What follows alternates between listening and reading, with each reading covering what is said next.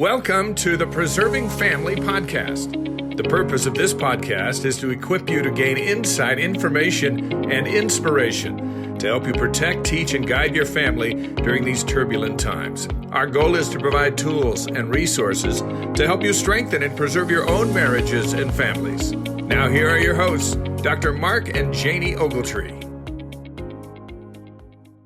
Welcome, everyone. We're so glad you're with us today, and we're excited to tackle a new topic, a different topic, one that people have brought up a lot. And here's what they've said over the years. They've said, when are you going to write a book on parenting adult children? And we laugh, and we say, one day when we figure it out, right? Yeah. I mean, we're okay to write books on, our children as teenagers, toddlers, elementary school age, because they're gone now, right? And we're done with those stages. So now we're experts on that. But anyway, so now to write a book about adult children, we're exploring that ourselves, and we're learning all the time, right? So if anybody is expert on that, let us know. So we are going to take a stab at it today with just identifying a few principles. This could end up actually being a multi-layered series of 4 or 5 podcasts over time, but we're going to try to address some of the issues here and just hopefully identify some key principles that can help all parents of adult children. Yeah, and these are principles that we just keep seeing coming up over and over with our own grown children, with other people, our friends talking about their married or grown children, just our own children talking about their issues and their peers and issues that they're having maybe with their parents. And so we just thought that we would kind of put some basic principles together and just, take a stab at this one today. Yeah, so bear with us.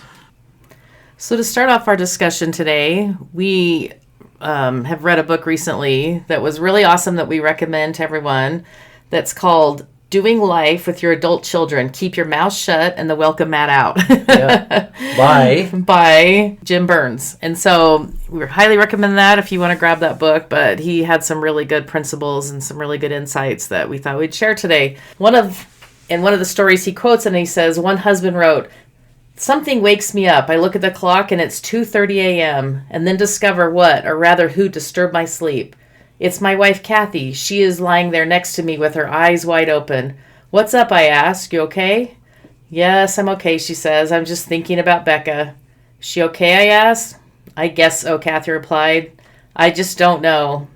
I give her hand a reassuring pat. Is there anything I can do for you? No, she says. Just go back to sleep. And he goes on to say, most parents I've talked to have told me they've lost sleep worrying about their kids when their kids were younger. And teenagers, we all know, right? But I've been surprised to discover how many parents of adult children tell me the same thing, that they lie awake at nights and worry about their adult children. Well, Janie, I know that I've had my share of long nights. Oh, right? yeah. Or nights of lost sleep as we've we both woken up at 2:30 or 3 in the morning worried about, one of our adult kids. No question about it. Absolutely. And I don't think there is a parent who hasn't, right? Right. I think for me, it feels so helpless, to sometimes parent adult children because we have no control whatsoever.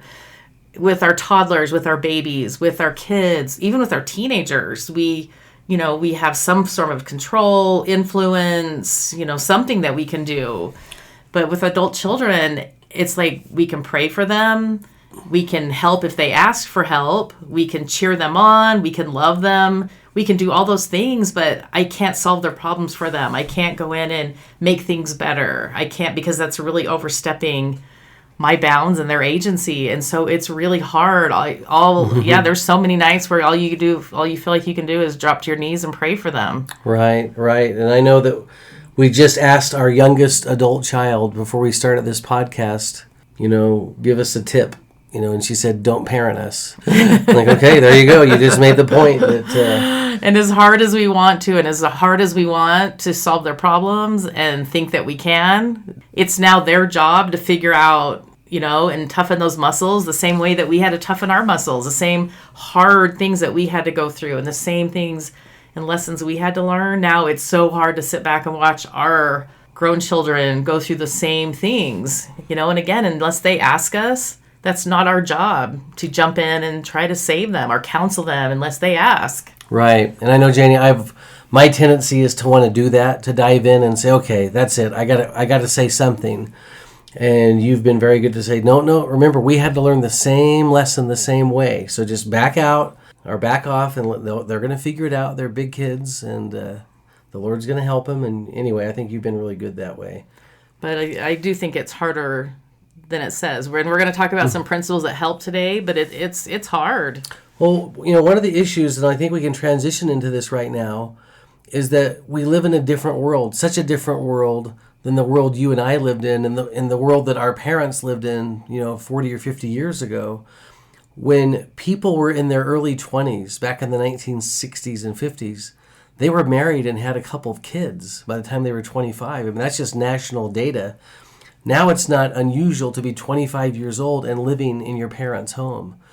In fact, emerging adult data tells us that the low point was in the 1960s. In the 1960s, the percentage of 18 to 29-year-olds who lived with their parents was 29%. It was 31% in the 1970s, and then, Janie, when we were in our heyday of the 80s, only 32% of adult children lived in their homes with their parents. But today, at least in 2020, 52%. I'm sure by 2024, 54, 55%. And so it just changes the dynamics, is that children aren't growing up as fast as they used to, and they're in some cases not equipped for adulthood. And so parents want to dive in. They feel like it's their job now. Maybe the parents have been coddling in the past, but now they're going to dive in when these kids are in college and start trying to hover, so to speak. And it's probably the wrong time for that now, right? And it also does change the dynamic, I think, when those kids are living in your home versus if they're not, in terms of the influence that we can have, what we are able to tell them and convey to them and what we're not. So it just makes it all this just a really tricky kind of thing, right? Yeah, the waters have been really muddied, I think, now in our day, because we do have the high amount of children that still live at home who are starting their careers later, getting married later, doing everything later. And, and like you said, it used to be, I think maybe we were more humble at age 20 or 21 when we got married to take advice from parents or to ask, where now they're older as they're starting families and getting launched. And so I think there's a less interest in getting help from parents. They think they've got this, they're on their own, they want to make their own choices, their own mistakes. And in some ways, that's great. That's a good thing. But it just is really hard. But now we also, what they're saying is that we have the same percentage now of young adults that live with their parents that mirrors the Great Depression, when the economy was so horrible and people were moving back in to live with parents. And we're seeing that now with the economy that we live in.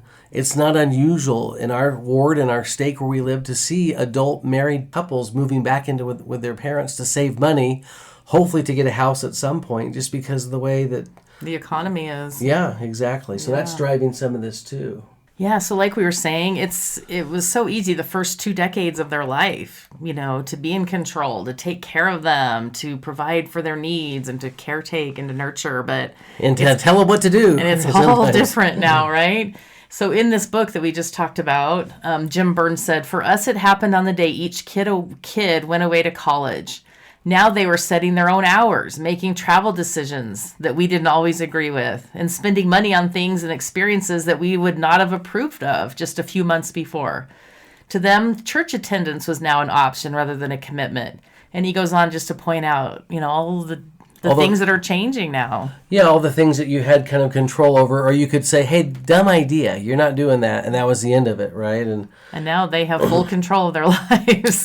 This reminds me of an experience I had years ago where I was talking to a dad, and his son had graduated from high school and decided that he was going to go travel Europe for the summer and skip his first year. Yes, first year, his first semester of school. And the parents were totally against it, but once again, they were trying to let him be his independent adult self. And the dad was like, how are you going to pay for this? Like, do you have money to pay to travel Europe? Anyway, the son said, yeah, Dad, I've got it all figured out. Don't worry about it, Dad. Anyway, and so this son goes over to Europe, spends a month over there. It's time to come home. He has no money left. And now he has to call Dad and say, Dad, actually, I need cash. I need some dough to get home. I remember talking to that dad who was so mad because his son wouldn't listen to him, and now it cost the dad money out of his pocket to get his son home. Anyway. Yeah, so this is all just the new role, right, that we as parents have to take, that the kids have to take, and it's like this new dance that we have to learn of how to break away, to have them have their independence, but, still be in each other's lives and what our new roles kind of look like. And I think, Janie, that's actually a really big deal that you're bringing up about a new role, because parents are going to have to figure out what that role is. I think adult children have to figure it out too. But, once again, no longer can parents be controlling or commanding or demanding, whatever word you want. The decision makers, or right. And so now we have to kind of redefine ourselves. What are we going to be? Because the way that we parented them when they were 12 isn't going to work when they're 32. Or even, like that quote said, a month ago, even a month before they leave home, it's going to look totally different. And so we as parents have to be willing to let them go. We have to be willing to let them grow up and know that it's almost like fly the nest, fly the coop, right?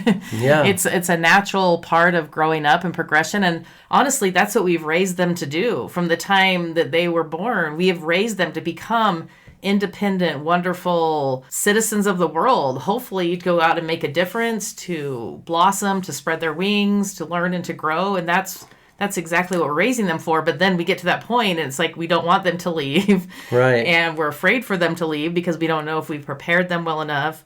But we really do have to let them launch.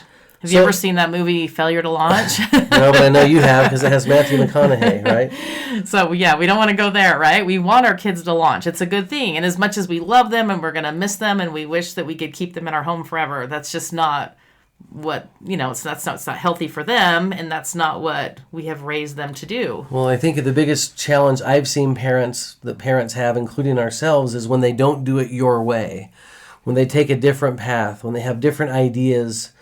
And you're like, wait, I would have never done that. And instantly we think, so that's wrong. And we're going to talk about that in just a few minutes. But right. But yeah, so we've got to kind of rearrange our roles. They've got to become a functioning adult, and we've got to back off and let them do it. We talk about the principle of reciprocity. And I think reciprocity is a great way to define adulthood. And what reciprocity means is that the relationship goes now in two directions and not one.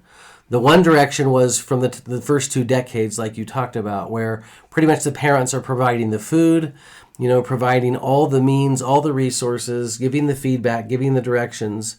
Now, the relationship has to also be fed by our young children who are now adults, meaning that, okay, let's be adults now. I mean, if you really want to be an adult, take the whole enchilada, right? You got the whole thing. So Rick Miller, one of our great professors at BYU, told the story of some adult children that came to their parents and said, Mom and Dad, you've got to treat us like adults. You're still treating us like kids. And then the dad said, we really want to treat them like adults, but right after they gave us that speech, then they came over for dinner the next night because they said they didn't have any money for food, And then they reminded the parents again, you've got to treat us like adults. And then same thing. 2 weeks later, hey, is there any way we can borrow $50 for gas? And pay my cell phone bill and my tuition's due next week. Right. And so the dad says in this story that, we want to treat them like adults, but sometimes they don't act that way, And so it's this bi-directional relationship where now, hey, if you're going to be an adult and you're 30 years old, you're 20 years old, you can do things for your parents now. It doesn't just have to go in that one direction. I know I felt very much, Janie, that way with your dad as he and I had a relationship, and I felt like this is no longer his job to pay for the lunch or we can pay for things, right? I mean, it kind of goes both directions. And I think early on as we were getting, established and getting through school, and my parents would come into town and they would pay for all of our dinner and buy groceries and help us, But then as you got a job and we got established, then it became appropriate for us to take them to dinner sometimes or things like that. And I know it probably takes a little time to, especially for new couples or newly emerging adults, to get on their feet. Right. But I think, I love what you're saying. After a while, it does need to be bi-directional. Yeah, that's a good word. We both word. need to benefit from this relationship. Yeah, that's the question is, how do we both benefit from this relationship? Not just one way. So I love this idea that now we become mentors. We become kind of coaches. Maybe coaches sounds too strong, but definitely cheerleaders. I mean, we need to be those people that are in our children's court, and they know that they can always count on us. We're always going to be there.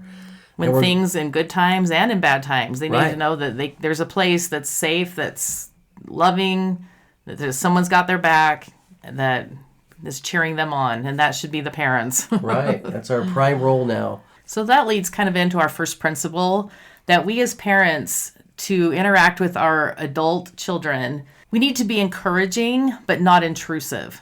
So like we were saying, being their cheerleader, being their confidant, maybe coaching a little, but it has to be if they ask for it. We can't just be giving our feedback all the time. And the story of the mother who tells of her 45-year-old daughter, who's the vice president of her tech firm, to put on her coat. And daughter tells her, "Mom, I can decide that." And then the mother says, "Well, I'm still your mother, and you need to listen to me." I mean, how many times does that happen? Right. There's too many parents, adult parents, that are intrusive, and they insert themselves into their kids' lives in ways that are unwanted, and unwelcome. Uninvited, yeah. And there's so many ways that we can do that, by giving them advice, going in their home and rearranging their kitchen, telling them that you don't like what they've done, or how they're raising the grandchildren, or where they live, or what they're serving their children, or what they have in their pantry. I mean, there's so many ways that in-laws come in and just demean these kids. And can be very intrusive, and they're putting themselves in areas where they just shouldn't be. Right. And, great, maybe our kids aren't even married, but maybe they're making decisions about schooling or careers or travel or even other life decisions. And we think that we have a say, and we really don't. I mean, we can encourage, we can try to love and mentor, but we can't come in and make decisions for these adult kids. Yeah. If you are an adult parent of children, in other words, you're grandparent age and you're walking into the home without knocking first, that's intrusive. You're an intrusive parent. So if you come in and discipline your grandchildren in front of their parents, you're an intrusive parent. Yeah. Amen. If you're gossiping about your daughter-in-law to other people, you're an intrusive parent. Mm-hmm. There's just so many. If you're showing up to the closing table when your children are buying a home, you're an intrusive parent, right? If you're still paying the way for your adult married children, you're probably an intrusive parent. Yeah. And you don't even want to be in that case, right? So to counteract that, instead of being intrusive, let's be encouraging. Let's find the good. Let's cheer them on. Even just because it's not our way doesn't mean it's bad. It's just different, and it's okay. And there's many times that we have literally just got to bite our tongue, hold our tongue, and move on, because it doesn't matter. Yes, it's not how I would do it. It's not maybe even how it should be done, but that's how they're doing it. And all we can do is encourage, bless, and love, and bring cheer to that family. Back to the idea of being cheerleaders, right? Yeah. And not intrusive. Janie, another suggestion that I think is very significant is the idea to be caring, but don't enable dependency. Often parents of adult children have such a strong need to be needed that they just can't let go of their children. And one of the things that is a great point for most Latter-day Saint parents, and religious parents for that matter, is that we often have close families.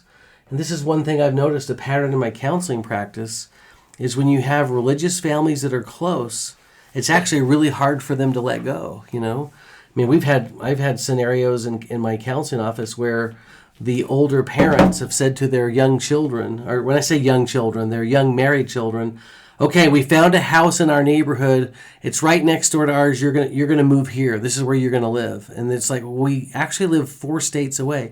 No, you're gonna live here next to us. We'll find a job later. Well, I already have a job. I know, we're gonna get you one. I know a guy that we can talk to. That kind of thing. Once again, we want to be caring, but not enable dependency. I literally know of some doctors and dentists who are in their 70s now, and they can't retire. And one of the reasons why they can't retire is because they're bankrolling their adult children. They're buying their cars, they're buying their homes. And I even had one of these men tell me recently that, yeah, I can't retire. I'm supporting so many people, Well, the whole goal, once again, Janie, as you said a minute ago, of parents is to help our children become independent, not dependent. In fact, in that book that we've been citing by Jim Burns on doing life with your adult children, he said the best decision is always one that does not enable dependence. Yeah, and I think that so many parents today, we're taking all the trials away from our children. The trials, all the things that build character. Right, the things that we did, right, to get to where we're at. The things that we had to experience. So we worked 3 jobs to put ourselves through school. We worked, overtime to get our career going or whatever it is. And now we bubble wrap our children so that they don't have to go through any of this. They don't have to work their way through school. A lot of these kids just do school. That's it. Well, the parents are bankrolling them and forking out cars and tuition and even when they're married, things like that. And so I think it's really important. So those kids are, Janie, we've talked about this before where, as we've talked about some of those children that we know personally, those adult children that have had those benefits per se, from their parents, that they've missed out on, number one, things we've talked about were drawing close together as a couple, forging an identity as a couple. The work ethic they're missing out on. Yeah, but also we talked about the reliance on the Lord, where we knew that, okay, we're going to pay our tithes and offerings and we're going to do everything we can so that we could be blessed because we have no idea how we're going to pay that bill this month. They miss out on those type of experiences that really increase our faith in the Lord and in each other. When they're just literally handed everything. Yeah. And so again, getting our kids off the dole and that dependency, and maybe some call it teenage retirement. We can call it young single adult retirement, right? Yeah, and again, that's maybe not going to happen overnight. I mean, we know some parents that help them with their tuition, as they're getting through. Some parents pay the cell phone bill. Some parents pay their insurance, and whatever that is that you agree on. But we need to wean them off because then that's where the real learning grows and the real responsibility and that's when they turn into real adults. Yeah, I totally agree. Another principle we want to talk about, which I personally feel really strongly about because I feel like I see it everywhere in almost every family, is that we have to be the parents of chill, no drama, lower the expectations, bring the temperature down. I like the idea of the no drama zone, right? The no drama zone. In other words, the drama shouldn't be caused by the oldest people in the room, right? So we as parents shouldn't be causing our young kids or newly coming adult children, and especially if they're married with children, any pressure. Okay, so when our kids get married and go off and start their new family, they are creating a new family. We are now the extended family. Yeah. But I see so many parents who want to keep that, keep them in their immediate nuclear family, they want to just do everything together with that family still. They don't give those kids the opportunity to go start their own new family. To forge an identity. Yeah, their own new traditions. They are a new family, and we need to allow them to do that. So then to put expectations well, you will be here every Sunday. You will be here at every holiday. You will be here on this family vacation. You are expected at grandma's every Tuesday at 5, or whatever it is. That's ruining their family. That's their family. If they want to come, the invitation's always there, and if they want to come, that's great. But that expectation and that pressure should never be there. And we can't manipulate parents out of guilt or tears or even dollars. They need to be establishing their own traditions, their own views, their own world. And yes, we want them to come, and the invitation's always there, and we are excited when they come. But if they can't, there is no blame, there's no shame, there's no guilt, and this is a no-guilt zone. Yeah, and so that's what we should be, as a no-guilt zone. Well, I think, Janie, the way that we try to do that is it's really simple. Hey, everyone, we're having dinner at our house on Sunday at 5 o'clock. If you want to come, great. We would love to have you, but if you can't, we totally get it. And that's really where it ends, right? Hey, we're Christmas this year at our home. If you can come, great. We'd love to have you. But if you can't come or if you need to be with the other family, we get that. Right. And I love that you say that about the other family because they now do have 2 families. Right. And I think that we need to teach our children that it's okay to love both families. Like This is another principle that's key, I think. I've met people in my life that feel like if they start loving the other family, that they're disloyal to their own family of origin or their birth family. We've seen that, haven't we? And that love multiplies. Love does not divide. And the more people to love, the better. And that I think that we as mothers, that's the best thing we can do is teach our children as they launch that when you do get married, love both families. You know, and not everything's great and perfect, but you can learn to love them. But you don't feel guilty that you can only be with your family. I see this over and over, and it really causes so many hard feelings and so much angst. Right. You know, for the parents and for the child, you know, the daughter-in-law or son-in-law or whoever. It just gets so messy. Just love everyone. And it's okay. Right. And mother-in-laws, we can't count the time, and nothing's equal. So you can't count the time that they're at the in-laws versus the time they spend with you. You've been with them for the last or vice 12 versa. Christmases. It's our turn. Come on. Right. It's none of that. Let's just love each other. Let's, just invite and encourage and be happy and have a Christ-like home and fill your home with the Spirit and goodwill and good cheer, and then they're going to want to be there. Right. But if you're always the one arguing and putting pressure and guilting and demanding, I promise you, your kids are not going to want to come home. So let's just get rid of all that. So anyway, I think that's one of the big things we can do is make life easy for our kids. Let's not put that pressure on them. That's undue pressure. Invite and encourage and cheer, but let's just not set those expectations. Yeah, I totally agree. And to sum it all up, I just love this quote by Dave and Ashley Willis. It said, when your kids get married, decide in advance that you're going to be the most drama-free, loving, and supportive mother and father-in-law on the planet. You will have tremendous power to either make your kids' marriages feel blessed or feel stressed. Oh, wow. And I love that. Let's make our kids' marriages and families feel blessed. Yeah, we want to be the source of them feeling blessed and not stressed. There's no question about that. Okay, honey, that was your passion. My passion is a little bit different. Mine is the fun part. That we want to have some serious fun because fun is what draws our children, both young and adult children, into our homes. We do want to make it so that if they know that, hey, wait, they're having fun over there, I want to be part of that, right? And so I love the idea that families that pray together stay together, but families that play together, I think, also stay together. I love William Glasser's choice theory. I was at Education Week this year and heard my good friend Randall Wright talk about this. Glasser talks about the 5 most basic human needs. Number 1 is survival. Number 2 is love and belonging. Number 3 is power and self-worth. Number 4 is freedom. And number 5 is fun and enjoyment. He actually lists that as a essential need for this life, right? To have fun and enjoyment. And so I think we want to create a culture where the grandkids know, and our adult children know, that when we go to Grandma and Grandpa's house, it's going to be fun. We're going to do something fun. And so we've got to create a culture of that, I think.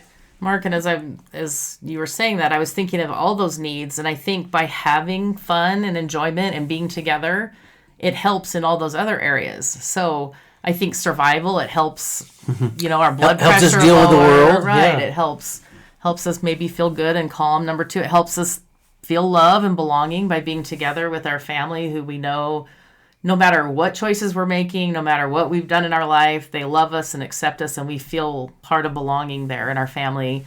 I think that helps with power and self-worth to know that we have this identity, that we have this tribe that we belong to.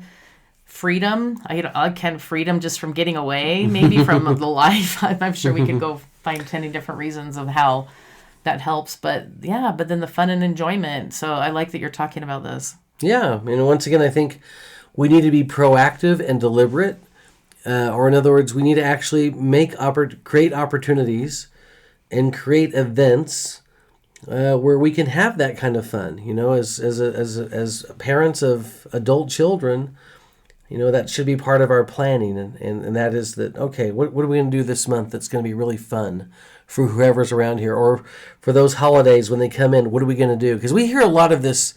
We'll hear a lot of this as I talk to people in my counseling practice. Okay, so what do you do with that family when you go over there for Christmas or Thanksgiving? Nothing. Wait, what do you mean nothing? We don't do anything. They don't ever even plan anything. They don't do anything. Wow. Okay, well, let's make something happen then, right? I mean, maybe you guys could be the one to create the fun, but... Well, and it reminds me of when we were raising our kids, right? You want your house, we call it the Kool-Aid house. We wanted our house to be the Kool-Aid house, the cool house where people could come and feel comfortable and hang out and eat your food. And, and that was the goal of every parent, right? To get all the kids in the neighborhood to come hang out at their house. And I feel like now, with that our children are raised, that also needs to be the goal, is like, let's create some fun memories. Let's have things for them to do. And so they look forward to going to your house, or at least getting to, maybe it's not even our house, but maybe getting together at a reunion or a couple holidays a year or whatever it is. That's what builds family ties and family traditions. And let's create that fun and longing and belonging and power and self-worth and all those things that go together. Yep. It's creating a culture, and that's part of it, the fun part.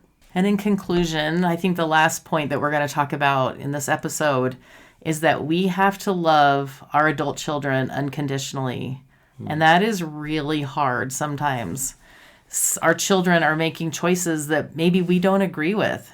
Maybe they're leaving the church. Maybe they've left the family even. Maybe there's division in the family, and they're the instigator of it.